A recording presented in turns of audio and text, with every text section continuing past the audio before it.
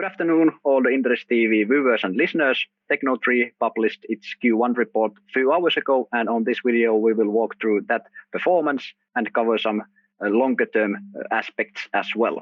And here with me, we have, as usually, company's CEO Padma Ravichander and CFO Priyesh Ranjan. Welcome. Good afternoon, Joonas. Nice to see you today. Good afternoon, and I'm glad to be here. Good. Let's start from the Q1. What kind of a performance it was? Q1 was a fantastic performance in terms of order intake and in terms of revenue for the company. We have a record order book, as you have seen already. I think it's probably the best the company has ever enjoyed. So we are in a growth phase, and you've also must have noticed our announcement about the Zain Group giving us a digital transformation order. That's a repeat order through a sales process. It's also based on very good track record of delivery we have done for Zain as an opco. So the customer is quite happy with us. We've also made very good investments in our R&D, and we are seeing a healthy pipeline build out. And our investments in marketing and sales has led to our ability to address new markets in Canada, Oceania, and Europe. So these are all excellent traction for the company. And most importantly, I would say that this year we have made some significant investments towards the product, towards the delivery in order to retire the order book and the order backlog that we have. And those investments are global in nature because our footprint in terms of number of tier one telcos that we now have within the customer base is increased. So we have several tier one customers in the Middle East like Ooredoo, Zain, STC, in Africa, MTN, Vodafone, and in LATAM, Telefonica and Claro. So a rich set of tier one telcos wanting digital transformation from Tecnotree. That's the story I have to tell. You already mentioned the investments that you made during the quarter and which increased your cost base. Could you talk a bit more about this and how investors should look at these investments? Absolutely. So just to summarize what Padma said, the company went ahead and made some strategic investments in R&D because our product is our core. On top of it, we are having the record order book, so we need to deliver on that. So we have made investments on our delivery capabilities. And at the same time, because we are seeing good traction, we made some investments on our sales capabilities. Now, having made these investments, we did face certain headwinds because of global problems that unfortunately Tecnotree doesn't have any control over. And the outcome of those problems was an elevated inflation level. So we had some bit of impact of the elevated inflation, both material as well as wage inflation. At the same time, we were also impacted negatively by the currency, particularly euro depreciation after the unfortunate event. And particularly in the last 6 weeks, euro has depreciated quite significantly, which had an impact on our outcome. Having said that, the reason why this looks very magnified is because Tecnotree's business is cyclical in nature, and our first quarter is our thinnest quarter. So the elbow room for these cost deviations to be set off is very, very low because the quarter is very small, and therefore it seems to have a more magnified impact on the bottom line than in what it should generally have in any other quarter. So we are very positive that the investments that we have made will bear fruits, and that is where Padma's experience in cost management will come in very, very handy. Padma? I just would like to add a little bit more and expand on what Priyesh just covered. He's very right in saying that we have a very cyclical model of business. We have the quarterly targets and revenues and delivery pressures that we go through, but we also have annual deliveries that have to happen. And towards that, we make investments both in our product and in our delivery capability globally in order to retire the heavy order book that we are carrying today. So it's really, when looking at the health of the return on investment, one has to look at three phases of growth. One is the quarterly growth. The other is the annual growth the company will enjoy by fulfilling all these orders. But more importantly, when we fulfill these orders, we get into a managed services and annual maintenance capability that's an annuity business for us, which generates a 3 to 5 year horizon of annuity revenue. So investments made today definitely help us retire these order books and order backlog, but also generate new revenue with the same customers on an annuity business, which is very important for Tecnotree. I also believe that we have a track record of managing our investments and our costs, and our turnaround story definitely speaks for it in terms of the management's capability to manage it. Definitely.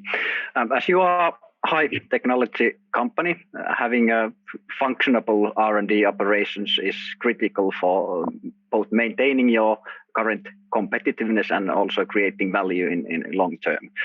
Could you walk us through your R&D processes and how you get the initiatives?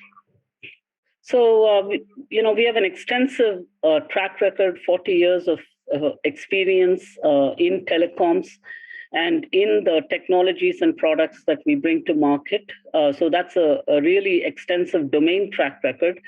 But really, Finland is our innovation hub. We have two centers, both in Helsinki and Tampere, where people work on R&D projects, where very early designs and very early proof of concepts are built out of our innovation labs. They are extremely well received by our customers, and they are quite extensive in terms of their design and utility perspective. We also have development centers across the world that then further harden and deliver those products to our customers in especially emerging markets. And then the product evolution process itself is a multi-year process where we gather information through market feedback, through future requirements that our scientists and our innovation leaders and engineers think about. We also have competitive data that we constantly glean in terms of how the market is evolving. And those go into the backlog of how products get generated across the globe.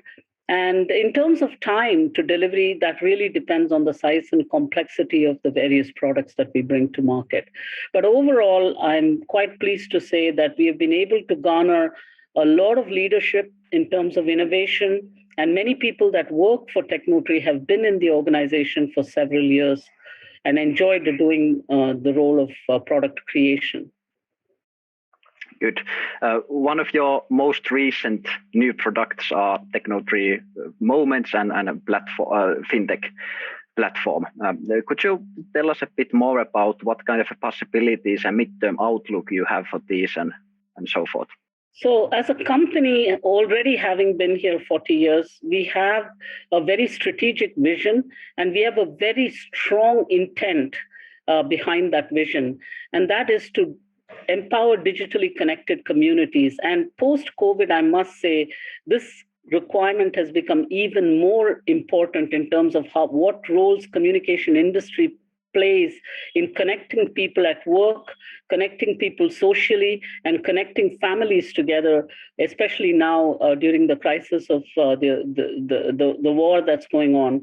So I think technology is definitely a very important driver of change. And towards that, we wanted to expand our strategy from a B2B play to a B2B to X marketplace, where new ecosystems and new set of partners can connect and offer new types of digital services.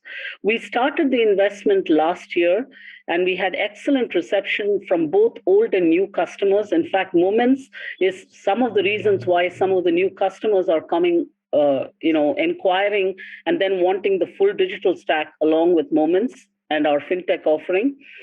We bagged 2 deals last year towards the end of the year, one in Middle East and one in Africa. We have a very healthy pipeline for Moments. We have definitely seen the uptake on Moments type strategies and digital marketplaces, particularly for those telcos that have feverishly implemented cloud and 5G and wanting to integrate IoT, and ecosystem partner play to accelerate their revenue growth. As a product, it was one of the fastest uptake for us from the time of conceptualization to market. We literally brought moments to the market in 4 months, and the industry focus for this year will be to satisfy the enterprise market requirements, still focused on education, healthcare, sports, and entertainment as vertical sectors, and to deliver zero-touch partner onboarding to telcos would be a very important part of our strategy for Moments. On Fintech, we integrated a digital wallet mainly to provide e-commerce capability on our platform, where we felt that telcos not only sell airtime, but can also commercialize their last mile capability to offer other types of services and products to their customers. That was a very strategic intent from our part to integrate a wallet. But today, the integrated wallet to digital online charging, particularly for 5G type services, is gaining a lot of momentum in the market, and both old and new customers are very keen to understand the power of our Diva digital wallet. And we have a very healthy pipeline in Africa and LATAM for the wallet, and a very timely entry into the market at this point in time. So all in all, both these two strategic initiatives in which we have made investments, I think, are gathering momentum, and we are in the phase of market product fitment analysis, and I think the reception has been very good. Sounds like you have a quite bright future ahead of you. Thank you, Padma and Priyesh, for your answers, and I wish you the very best for the latter part of 2022. Thank you, Joonas. Have a great day. Thanks a lot, Joonas. Thanks a lot.